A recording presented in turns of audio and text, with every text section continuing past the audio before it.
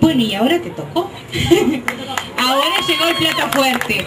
Y acá me voy a reservar un segundo para presentarla, porque bueno, Constanza es una amiga, es una gran compañera, es una gran frente amplista, y hoy estamos todos acá para decirle que no está sola.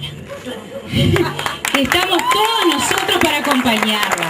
Así que fuerza, Constanza, hasta la victoria siempre.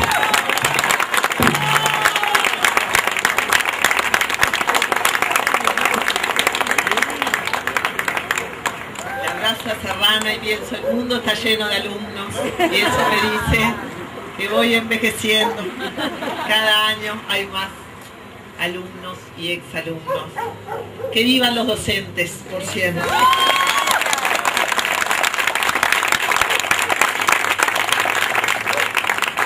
Queridas compañeras, queridos compañeros, yo creo que esta es la primera vez que escucho a los compañeros de cada grupo presentarse a sí mismo, decir quién son, dar sus señas de identidad, explicarles de qué va todo esto, y me gustó escucharlos a todos y a cada uno de ellos. Miré atrás porque pensé que los tenía atrás, pero ya no los tengo, pero quiero decirles que para mí también, yo también debuto viendo esta coalición chiquita que hemos armado, o como alguien dijo irónicamente, capaz que hicimos un frente angosto para entrar al frente amplio, y esa imagen me gustó, aunque la palabra angosto no es una palabra generosa, pero este es un frentecito, sí, es un frente chiquito donde hay grupos, donde hay gente suelta, donde hay militantes de viejas temporadas, donde hay militantes nuevos. No piensen que solo me dedico a reclutar políticamente en la Universidad de la República. En realidad doy clase, no me dedico al reclutamiento político, pero sí me encanta ver a estos estudiantes de ciencia política desafiar una regla no escrita que dice: no se metan en líos, que dicen ustedes dedíquense a estudiar y ser analistas neutrales. Y me encanta verlos meter las manos en la masa ahora, desde chiquitos, meterse en problemas, tomar partido, porque la política, compañeros, compañeras, siempre es tomar partido, y no importa cuán equivocados estemos, vaya si nos equivocamos. Lo que no pueden hacer nunca es pararse al borde del camino y decir: de esta agua no he de beber, por aquí no he de caminar, porque tenemos que tomar partido, siempre. Así que cuando los veo, jovencitos, con 20 años, algunos de mis estudiantes castigados por algún docente que le dice: pero usted no puede ser politólogo trabajando por esta candidata, y ellos van y dicen: ¿y cómo no? Y claro, ¿y cómo no? ¿Y para qué estudiamos si no es para transformar el mundo? No estudiamos para tener una profesión, no estudiamos para ganar la plata, para tener un lugar en el mundo. Estudiamos y nos paga todo el pueblo, nos paga todo el pueblo para que transformemos el mundo. Y ese es el único y el verdadero objetivo de cualquier ciencia. Así que yo empiezo agradeciendo a estos compañeros, a los compañeros nuevos y jóvenes, pero también a los de toda la vida. Los tengo a Curiel acá, los tengo a Curiel, a Belela, a Chiflé, a todos nuestros queridos de la primera hora, compañeros, fundadores de la izquierda, y que nos recordarán siempre cómo era el frente en sus orígenes, porque antes, mucho antes de ser gobierno, antes, mucho antes de empezar a disputar las elecciones, este frente era rebelde, era joven, era movilizado, era transgresor, era audaz, hay que revivirlo, por eso precisamos la memoria, para recordar qué queríamos cuando empezamos y dimos el paso largo que tanto costó, que tantas vidas costó para llegar hasta acá. Hay que recordar dónde empezamos. Así que yo quiero decirles que defiendo a los jóvenes, que defiendo a las mujeres, pero que defiendo a todas las generaciones, y que creo que la única verdad posible es la verdad que se forma de muchas verdades pequeñas y de la perspectiva de cada uno. No hay ninguna perspectiva que sea más verdadera que las demás. Lo único que da la verdad es la perspectiva de todos. Así que este frentecito angosto sea lo más amplio posible. Como buen docente, siempre tengo un papel a mano, sobre todo para no divagarme. Así que empiezo por agradecer primero la confianza, y créanme que me honra y me sorprende la confianza en mí, y haré lo posible para merecerla, pero quiero darles las gracias por la confianza, que es posiblemente la virtud más escasa en nuestro mundo, porque nos hemos vuelto desconfiados, nos hemos vuelto temerosos. Tememos al vecino, tememos al desconocido, tememos a los jóvenes, sobre todo si andan mal vestidos en la calle. Y cuando yo miro cómo andamos, y recuerdo, no soy tan vieja que la puerta de mi casa no tenía llave. Cuando yo era chica no pasaron tantos años, 40, quizá 45. Me digo que sí, que nos hemos vuelto desconfiados, que hay un andamiaje de generación de desconfianza montado socialmente, porque cuando la gente no confía los unos en los otros, no saben conspirar, no saben juntarse, no saben iniciar una acción con los otros a los que no conocen. Y el Frente Amplio fue maravilloso y sigue siendo maravilloso, no porque seamos una familia precisamente, sino porque en el Frente Amplio confluyen los que no se conocen y comparten cosas tan grandes como hacer política. Así que sin confianza no vamos a ningún lado. Hay que aprender a confiar un poco más, y hay que pensar lo que piensa cualquier izquierdista, que la gente es buena, que la gente es buena.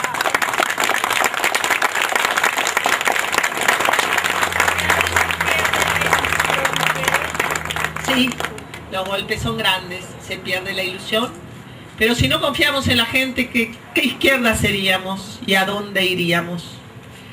Así que gracias por la confianza, gracias por el optimismo, porque para emprender esta tarea tan de David y Goliat es necesario un optimismo a prueba de balas, ¿no? Es necesario pensar que se puede. A veces es optimismo con un poquito así de desesperación que lo llevan a uno a meterse en ríos muy caudalosos, como el que estamos nosotros, y es la desesperación a veces de ver que las cosas no cambian tan rápido como quisiéramos, no cambian tan profundo como quisiéramos. Y creo que era Miguel Hernández que decía: mi lucha es dura y vuelvo con los ojos cansados, a veces de haber visto la tierra que no cambia. Así que sí, es optimismo, pero hay un poquito de desesperación. Y ese poquito de desesperación es buena, porque queremos empujar las cosas y queremos empujarlas muy mucho. Y para eso se precisa un poco de alegría y un poquito de furia.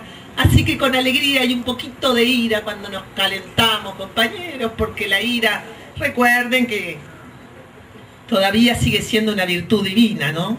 Dios no tiene casi defectos, pero el de la ira todavía lo tiene.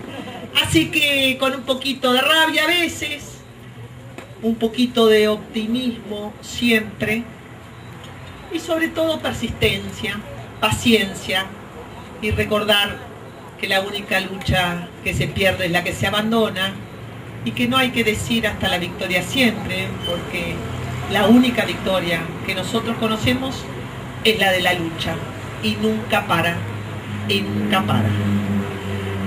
Gracias por la confianza, gracias por el optimismo, gracias por el apoyo, gracias por la furia también, gracias por la rabia.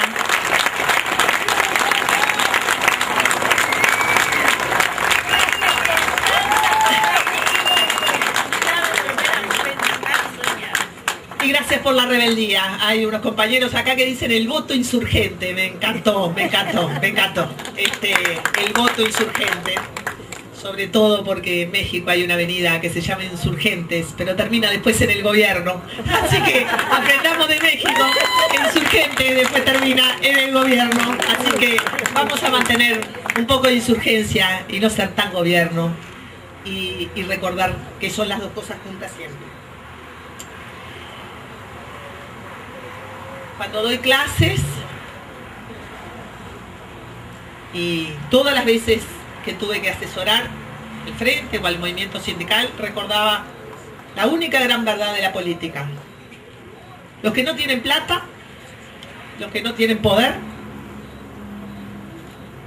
solo tienen dos cosas: la cantidad, ser muchos, y estar organizados. 100 hombres y 100 mujeres organizadas valen más que 100.000 desorganizados. Y eso, compañeros, fue el Frente Amplio. Éramos muchos, somos la mayoría. Claro que somos la mayoría. Por suerte somos la mayoría. Y estamos organizados. Y esto vale también para este movimiento en ciernes, que estamos creando un poquito todos los días. No tenemos plata, no tenemos poder, nos pegan palos todos los días, pero tratamos de ser muchos y tratamos de estar organizados, porque la organización es la plata de los pobres. Y eso hay que saberlo, la organización es la plata de los pobres.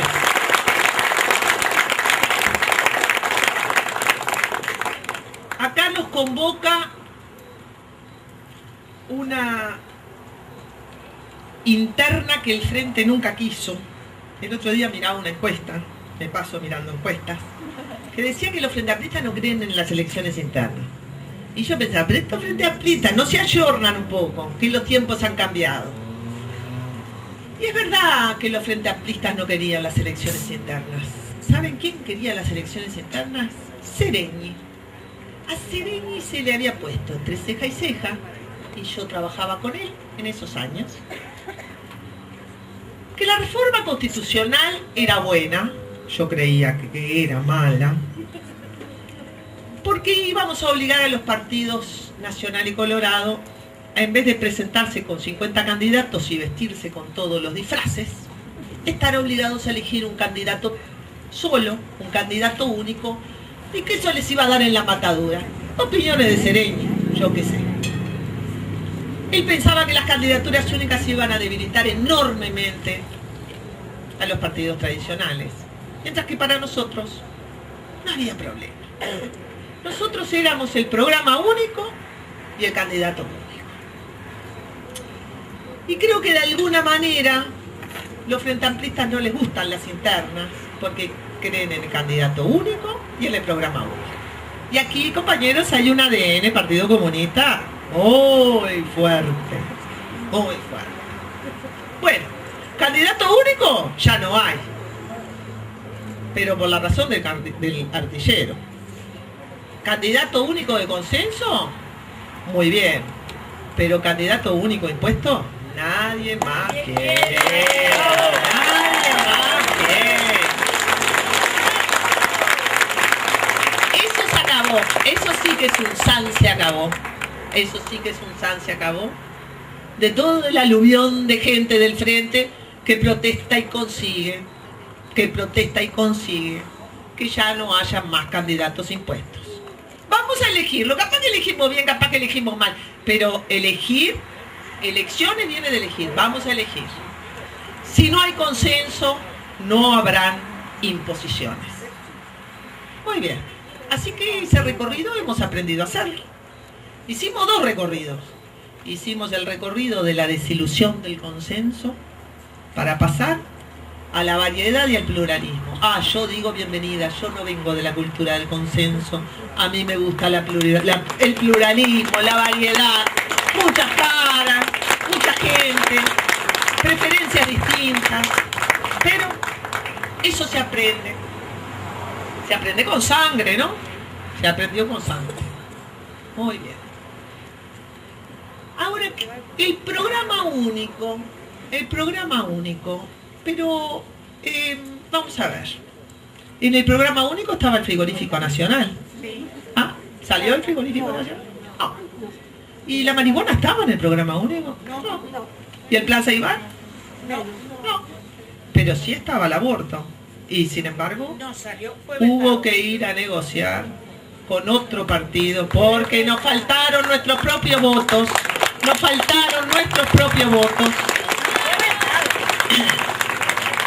Así que el programa está muy bien. Yo siempre digo que elaborar programa es el gran campo del debate ideológico del Frente Amplio. Pero del programa al plan de gobierno, compañeros, hay un gran paso. Y si no, explíquenme por qué ahora ya damos por sentado el 6% para la educación, que no conseguimos nunca que saliera en el programa. ¿Por qué? Y bueno, porque existe una candidatura alternativa también. Y estos locos de izquierda que pintaban 6% andaban poniendo en los muros. 6%, Constanza, 6%, izquierda en marcha. Fueron los primeros que pusieron 6%. Bueno, ¿vieron? Programa único está muy bien. Pero del programa al plan de gobierno hay como 5 o 6 pasos. Y esos 5 o 6 pasos tenemos que elegir las piernas con las que vamos a darlo. Y eso se llama candidato. Las piernas con las que vamos a dar los pasos se llama decidir por candidatos, decidir por la fuerza política que queremos. Así que a los Frente Amplistas no les gusta la interna por aquello del programa único, del candidato único. Ya no hay candidato único y el programa, no bien terminamos de aprobarlo, ya lo estamos cambiando. Impuesto de primaria para los productores rurales, ahora 6% para la educación, y después vamos a ver algunas cositas que nosotros también vamos a ir poniendo en campaña, porque ¿quién dice que no nos levanten aquello de la reducción de las Fuerzas Armadas, las misiones en Haití, o el gabinete paritario con igual cantidad de hombres y mujeres? La otra cosa que no le gusta a los izquierdistas, que son hijos del conflicto y la rebelión, es el desgaste que trae el conflicto. Acá está la paradoja del Frente Amplista. Se han peleado con todo el mundo toda la vida, ¿no? Se han pasado disparándole a cuanto gobierno hay, porque es autoritario, porque es neoliberal, porque es conservador, pero después cuando nos toca a nosotros, no nos toquen. Bueno, a ver, no se puede tener un temperamento tan litigioso y peleador y después tratar de evitar que las papas quemen. Yo diría que no hay que preocuparse en lo más mínimo por dar los debates hasta por la dirección del viento. Acá queremos discutirlo todo. Lo que nos mata son las luchas de poder, compañeros. Jamás nos va a matar un debate ideológico profundo con el rumbo que queremos de la izquierda. Jamás. Créanme, nos vamos a debilitar por estar 5 días encerrados discutiendo programas. Jamás. Eso sí, las luchas de poder, la desconfianza recíproca o el más mínimo escándalo o duda que haya sobre la transparencia de nuestros compañeros y de esta fuerza política, esos son heridas, compañeros. Esas son las heridas de muerte, no el debate. Entonces, vamos a empezar a legitimar un poquito más estas elecciones internas. Que ya sé que es una reforma constitucional que nosotros no votamos, aunque Sereñi sí, bien, porque tenía sus ideas. Yo sé que esta reforma constitucional no nos gustaba, que queríamos otra cosa, pero ahora es esto lo que tenemos. Y yo vengo a defender la elección interna. Vengo a defender la elección interna para evitar ¿qué? Para evitar que nos ahorren la elección interna y nos digan que nosotros ya estamos en la competencia para octubre. No. Que nosotros necesitamos conquistar mayorías parlamentarias, créanme que lo vengo diciendo hace mucho tiempo. Es más importante conquistar mayoría parlamentaria que ganar en primera vuelta. Lo más importante es conquistar mayoría parlamentaria. Si después hay que remar un mes más, se rema un mes más. Es muy difícil conquistar mayoría parlamentaria y no ganar, ¿no? Yo diría que eso es prácticamente imposible, pero bueno, prácticamente imposible. Entonces, por supuesto que el objetivo es conquistar la mayoría parlamentaria.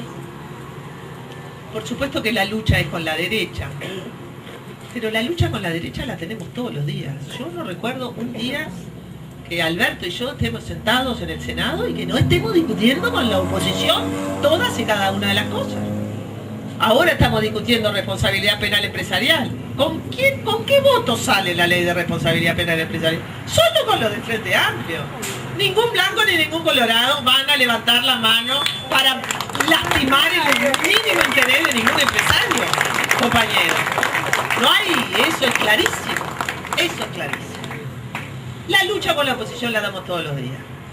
Pero esto es una interna. Y la interna la tenemos que aprovechar nosotros para debatir entre nosotros. Se lo dice una persona que le gusta el debate. No tenemos que reaccionar diciendo, Constanza, no sigas jodiendo con el debate. ¿Por qué no? ¿Por qué no? Pues nosotros vamos a resignar nuestra naturaleza debatedora porque ahora queremos preservar la unidad. Nosotros, los amigos del debate y la discusión eterna, ¿ustedes han visto algo más discutidor que dos frente amplistas que se ponen a discutir sobre el rumbo del mundo? La gente ni entiende qué hacemos en los comités discutiendo de política hasta que las velas arden. Es una cosa incomprensible para la mayoría de los mortales, pero ¿qué es el corazón de la izquierda? Entonces, compañeros, si nosotros somos hijos del conflicto y la rebelión, no nos volvamos tan disciplinados para eliminar cualquier debate y cualquier discusión crítica que vengamos a tener a propósito de cuál es el rumbo del tercer periodo de gobierno, porque no está tan claro. Tenemos un programa, pero tenemos las prioridades de gobierno, sabemos qué es lo que va primero y qué es lo que va después, sabemos a qué le vamos a dar más plata y a qué menos. Bueno, la elección interna también, compañeros, sirve para estas cosas. Imagínense una elección interna en la que no estuviera esta candidatura. ¿Cómo sería? ¿Habría Tabaré Vázquez prometido el 6% para la educación? Ganaría la teoría de Astori. No. En una elección interna sin candidatura alternativa, lo que tendríamos instalado es la agenda de discusión de la derecha y nosotros nos habríamos quedado sin agenda de discusión propia. Hoy estaríamos discutiendo seguridad, seguridad, seguridad. Esa agenda tendríamos, la agenda de la derecha, si no tuviéramos elección interna. Si instalamos la agenda de la izquierda es porque nos estamos dando esta interna para debatir sobre algunas cosas. Quiero decirles además que ya que tenemos que elegir candidatos, yo prefiero que los elijan 300.000 a 1.500 congresales, por muy buenos que sean esos 1.500 congresales. Si tenemos que elegir, vamos a pensar que hay mucho más frente amplismo del que tenemos en un comité de base, que hay mucho más frente amplismo del que tenemos en un congreso, que hay mucho más frente amplismo allí en los movimientos sociales, en las asociaciones barriales, en el movimiento cooperativo. Hay gente que no viene a militar al Frente Amplio y construye pensamiento y práctica de izquierda todos los días. Así que a esa gente vamos a honrarla dándoles un lugar para decir qué quieren.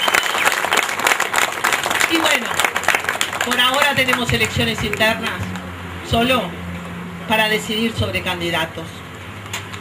Y hay algo que yo veo que nos está pasando y lo observo con preocupación.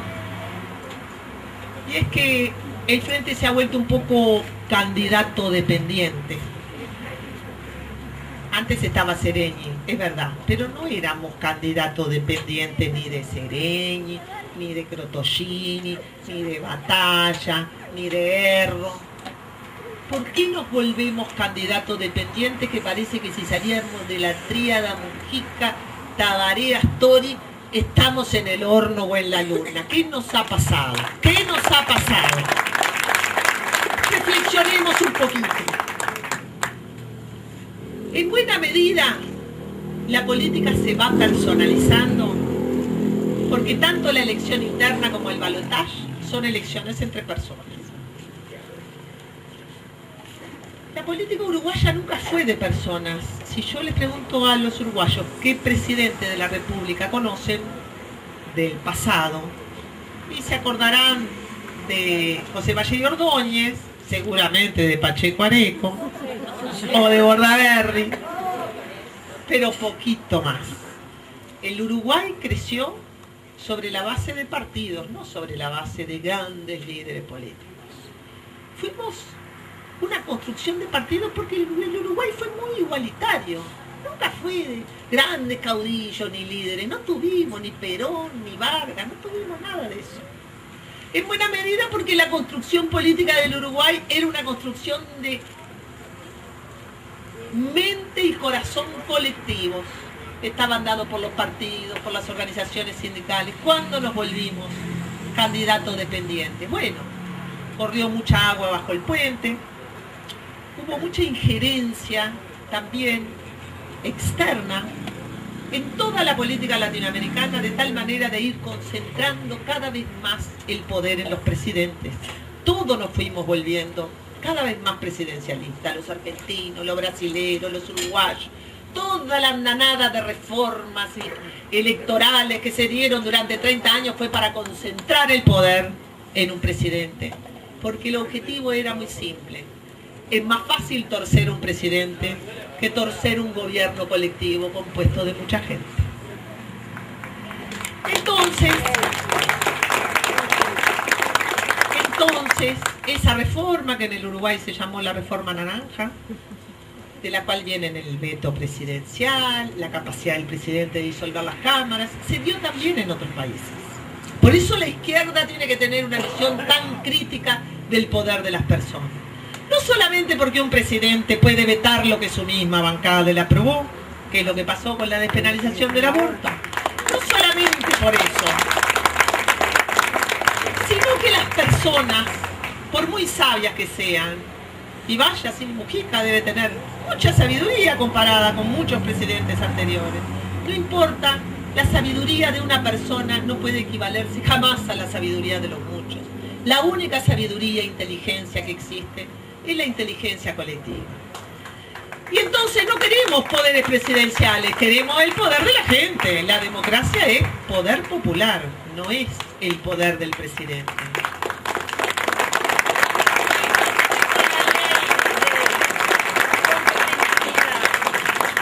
Habremos terminado de recorrer el espinel de los problemas sociales. Hay que darle unos 50, 60, 100 años para que cada presidente vuelque su obsesión particular y construya una política pública. No, compañeros, las políticas públicas no se construyen solo con obsesiones presidenciales. Se construyen con la inteligencia y el talento de todos. El chiste de Mario Llevo venía a propósito de esto que es el personalismo en la política y que a nosotros nos molesta. Y nos molesta a pesar de que yo soy candidata y soy una persona. Porque no sé si vieron una propaganda que dice Salvador presidente. No hay salvadores en política, compañeros. No hay salvadores en política. No lo sabrán nunca. Por suerte. Por suerte. Así que estábamos en la floresta, como decía Artigas. Nada debemos esperar sino de nosotros mismos. No busquen salvadores. Busquen portavoces de lo que sienten, busquen representantes de lo que sienten y lo que quieren. Tan representantes que mañana le pueden decir, vení, bajá, porque acordate que tu autoridad emanaba de nosotros y ella cesará ante nuestra presencia soberana.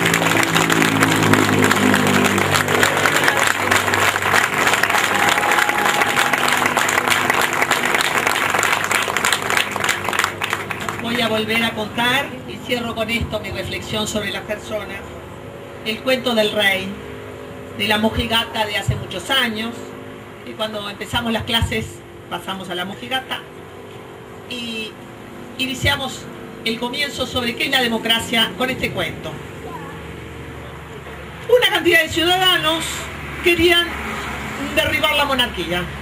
Se volvieron revolucionarios y dijeron abajo el rey, derribemos la monarquía, queremos la democracia, y se sacaron al rey de encima.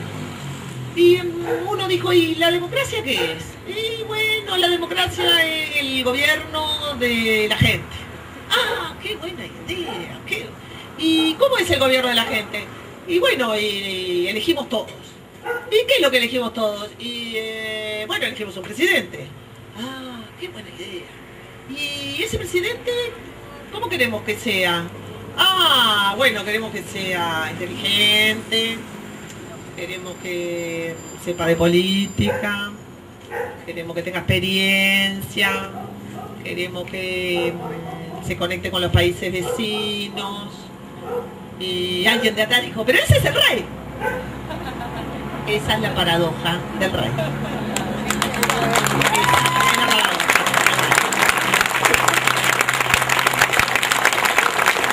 Entonces, si queremos mucho a alguien con experiencia, que ya lo haya hecho y lo pueda volver a hacer, no solo se van a acordar los viejos de lo que les... Bueno, ¿saben una cosa? Nunca hubiéramos salido de los gobiernos blancos y colorados. Francamente, nunca hubiéramos salido. Y bueno, bastante más experiencia que nosotros teníamos. Piensen que ellos tienen como 120 años y nosotros 40, así que nosotros somos unos jovencitos comparados con el Partido Nacional, el Partido Colorado. Si hubiera sido por el argumento de la experiencia y de saber hacerlo, nunca hubiéramos salido del bipartidismo. Salimos de ahí y creamos el Frente Amplio porque fuimos audaces, porque quisimos tomar riesgos, porque dijimos, basta, queremos otra cosa. Ese temperamento audaz es el que nos hizo unos grandes experimentadores, así que no me vengan con que no hay experimentos, porque acá se experimenta todos los días, y no lo digo en contra de nadie, sino a favor de algo, y es de nuestra voluntad, nuestro deseo y nuestra capacidad para innovar, para cambiar, para renovar, para darlo vuelta a todo si es necesario, siempre. Quiero decirles también que como Frente Amplio evitemos la profecía autocumplida. Creemos tanto que va a pasar una cosa que la terminamos provocando. Eso se llama la profecía autocumplida. Si nosotros pensamos que como Frente Amplio no vamos a ser capaces de ganar la elección sin este o aquel, muy probablemente eso nos va a terminar pasando, porque las creencias influyen enormemente en todas y cada una de nuestras acciones.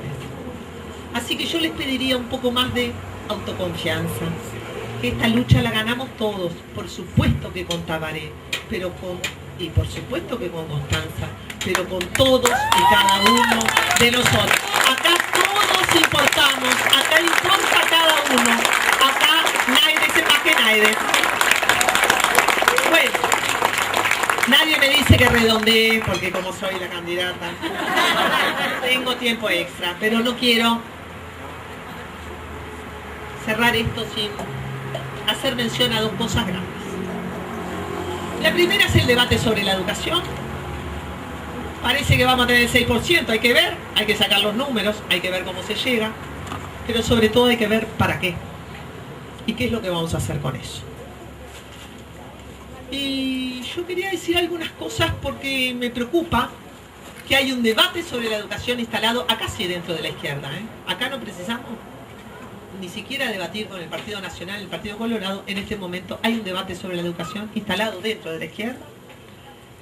Lean, infórmense, hay todas unas coberturas ahí en Brecha sobre la educación. Y a mí me preocupan algunas cosas.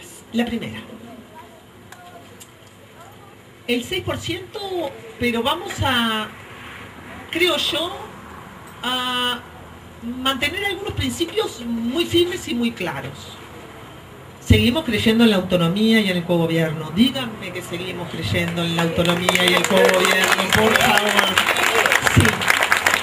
Si funcionan mal los cambiamos, pero son principios. Son principios. Las instituciones educativas tienen que tener autonomía. Tienen que tener autonomía para decidir sus planes educativos. ¿Por qué les digo esto? Porque creo que acá tenemos un problema instalado. Cuando pensamos que 16 senadores o 31 senadores van a saber más de planes educativos que decenas de miles de profesores. Así que la política está muy bien, la política vaya si marca el rumbo, los políticos son los que deciden qué plata se asigna a cada cosa, o sea que con eso ya marcan el rumbo de entrada y no deciden los políticos qué plata le asignan a cada cosa, sino el Poder Ejecutivo es el que decide todo. Así que vaya si los políticos tienen peso en la educación. Cada vez que le digan, no, la educación tiene que ser controlada por los políticos, porque los políticos no pueden hacer nada por la educación está en manos de los docentes, pero si los políticos son los que deciden nada más ni nada menos que la plata que se da. Hay un malentendido, me parece. El malentendido yo lo expresaría así. Si los políticos hicieran los planes de estudio, la educación andaría mucho mejor que con los maestros haciendo los planes de estudio. He escuchado este disparate muchas veces. A ver, los docentes podemos cometer muchos disparates, pero seguramente educando vamos a cometer menos disparates que los políticos. Eso seguro. Entonces, el primer malentendido que quiero erradicar es que los problemas de la educación se deben a que los gremios son ingobernables. Por favor, compañeros. Los gremios sí hacen una huelga, sí, un día sí, otro también. Podrán tener resistencia a cambiar muchas cosas, pero no son los gremios docentes los que están gobernando la educación. Que nadie se engañe sobre eso. El gobierno de la educación tiene representantes docentes, pero esos representantes docentes que eligieron en el gobierno de la educación, los eligieron 45.000 docentes. De la misma manera que son decenas de miles las personas que eligen las autoridades universitarias. Capaz que se equivocan los 45.000 docentes, pero ¿por qué habría de asistirles menos razón a 45.000 docentes que a 131 parlamentarios? ¿Por qué? Entonces, la primera cuestión es que vamos a poner las cosas en un plano que sea potable para nosotros. Que sea potable. Los problemas de la educación no son los malvados gremios de la educación que gobiernan la educación. Les digo esto en una discusión por izquierda, no me importa lo que digan los otros partidos. Segundo, quiero que nos pongamos de acuerdo también en esto. El país se salva con la educación pública o se pierde con ella. Acá no nos va a salvar la educación privada. Nos salvamos con la educación pública o nos perdemos con la educación pública. Pero es la educación pública el horizonte, la estrategia, el fin y el objetivo de toda política educativa. Lo digo a propósito de leer un día sí, otro también, que el voucher para la educación, que vamos a poner instituciones privadas, que le vamos a pagar por número de alumnos. No. Por favor, no porque la propuesta sea mala en sí, sino por hacia dónde conduce. Y nosotros con educación podemos ser cualquier cosa menos ingenuos. ¿Por qué? Porque por lo primero que va cualquier dictadura y cualquier gobierno conservador es a por la educación, porque la educación es también la más liberadora de todas las actividades del ser humano.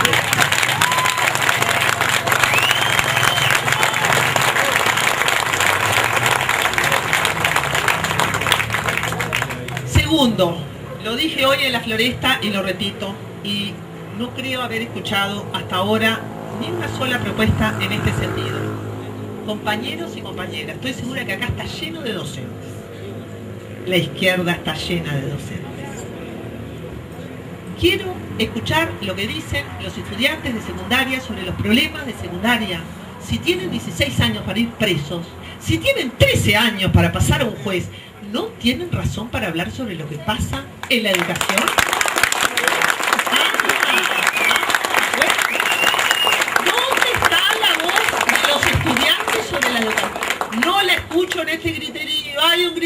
sobre la educación, no he escuchado la voz de los estudiantes. En este país hay imputabilidad penal. Hay imputabilidad penal. A partir de los 13 años, yo robo y voy a un juez y me manda la NENAU. Si tengo la madurez suficiente como para pasar por un proceso judicial y ser internado con privación de libertad después de los 13 años, seguramente alguna cosa podré decir sobre lo que pasa en la educación. Compañeros, reivindiquen esa voz, porque si no la reivindicamos nosotros, no la va a reivindicar nadie. Hubo movimientos estudiantiles en secundaria fantásticos, maravillosos, hacían cualquier locura. Yo tenía buena parte de mi familia en ellos, Dios mío, ocupaban los liceos. Yo les decía que les desocupaba. Pero, ¿qué pasó con el movimiento estudiantil de secundaria? ¿Dónde está la voz de secundaria? Capaz que podemos en este debate sobre la izquierda decir, ¿y qué tal si además del Congreso de los Docentes juntamos unos cuantos estudiantes que nos digan ellos qué es lo que pasa en la educación? Ellos qué es lo que pasa. Si no le damos nosotros la voz a los jóvenes, a los adolescentes, ¿quién se la va a dar, compañero? ¿Qué pasa, Constanza, si un estudiante rompe un vidrio porque se enfurece por las unitas? Lo lleva preso y le aplican la pena que nos aplicaban a los subversivos. No, por romper un vidrio no. Sí, Salvo que encuentre a un juez complicado.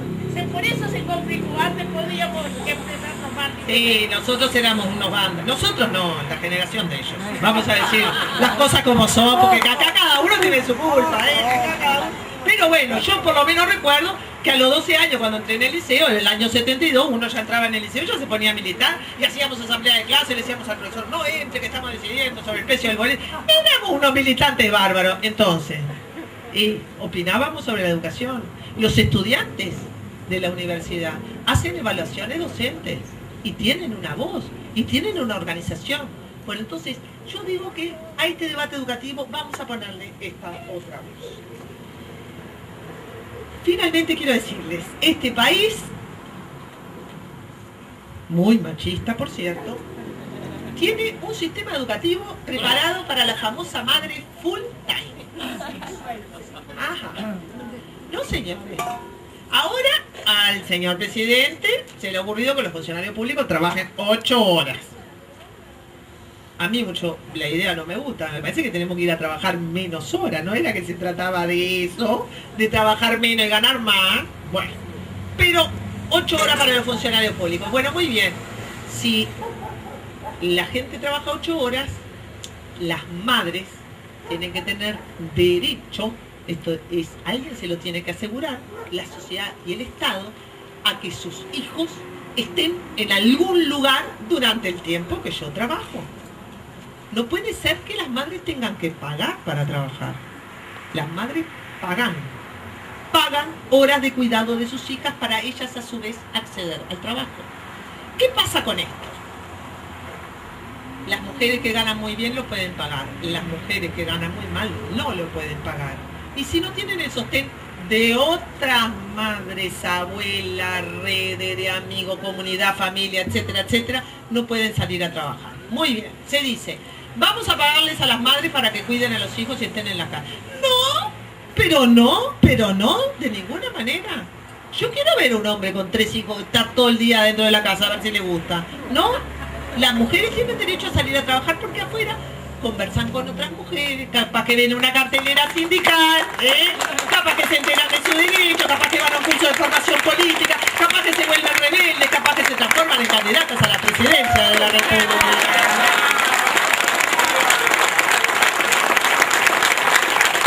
Ojo, es lo que pasa cuando las mujeres salen de la casa y se ponen a mirar carteleras sindicales y se juntan con otras. Y conspiran, ¿qué quiere decir? Respirar juntos, que es eso lo que hacemos, respirar juntos. Así que, yo digo, de ese 6%, y por acá la miro a Valeria Rubino que me dice, basta con las escuelas de tiempo completo, basta, no, escuela de tiempo completo no. Pero yo lo que necesito es que el Estado acompase las necesidades de trabajo de las mujeres con la educación de los hijos. Simplemente quiero juntar una cosa con la otra. Eso se llama, señores, Sistema Nacional de Cuidados. En el Día de la Mujer vamos a hacer un honor a la mujer. les voy a contar lo que mi amiga Alma Espino, economista, feminista, haciendo unas cuentas de esas que hacen los economistas, encontró un buen día. ¿Qué hizo la señora Alma Espino? Un proyecto. Fue y calculó cuánto saldría pagar todo el trabajo no remunerado de las mujeres, cocinando, planchando, cuidando niños, cuidando enfermos, cuidando ancianos. Bueno, no me pregunte cómo, los economistas son gente muy conocida por hacer cuentas muy complejas. Ella hizo los cálculos y dijo, muy bien, acá tengo lo que le saldría a la sociedad uruguaya pagar el trabajo no remunerado de las mujeres, por si un día las mujeres se rebelan y ya no hacen más nada. Muy bien, ¿cuánto sale esto, señores? Sale otro estado uruguayo. Otro estado uruguayo. El equivalente a todo un estado es el trabajo no remunerado de las mujeres. Entonces, necesitamos dos cosas. Una, que vamos a hacer un reconocimiento, el socialismo real resolvía bastante bien, que es el Estado se hace cargo de la reproducción de la familia, no se deja esta encargatura en manos de las mujeres solamente. El Estado hace su parte y la otra parte la hacen los hombres.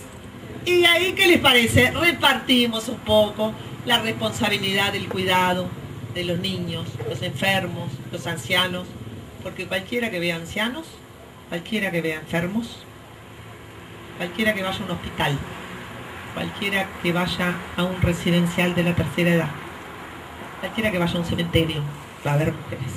Siempre hay mujeres. Así que en el Día de la Mujer, yo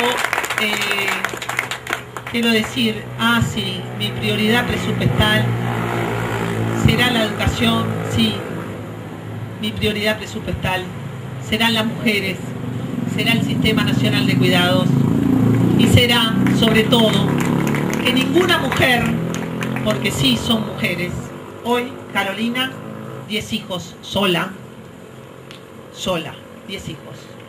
Yo no quiero que ninguna mujer viva en ninguna casita con techo de lata, piso de barro, paredes de cartón, 10 gurises viviendo en una pieza. No puede pasar un gobierno de frente más sin que nosotros acabemos con esto que se llama la emergencia habitacional, pero que son las chocitas, la latita, el cartón, el piso de barro, la vivienda inundable. Y yo la veo todos los días.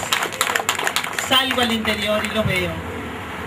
Eso es la gran cuestión.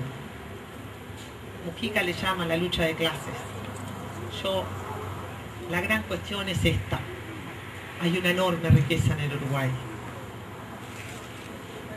Y al Uruguay le va muy bien, pero no les va bien a todos los uruguayos. No les va bien a todos los uruguayos. Y vaya si se han hecho cosas, y todavía queda todo por hacer también. Queremos un tercer gobierno de izquierda, no para estar sentados en las poltronas donde antes se sentaban otros. Queremos un tercer gobierno de izquierda porque queremos cambiar exactamente eso. Queremos que al país le vaya bien, pero a los uruguayos les vaya mejor todavía que al Uruguay. Mejor todavía que al Uruguay. Compañeros, termino diciéndoles esto. Estábamos en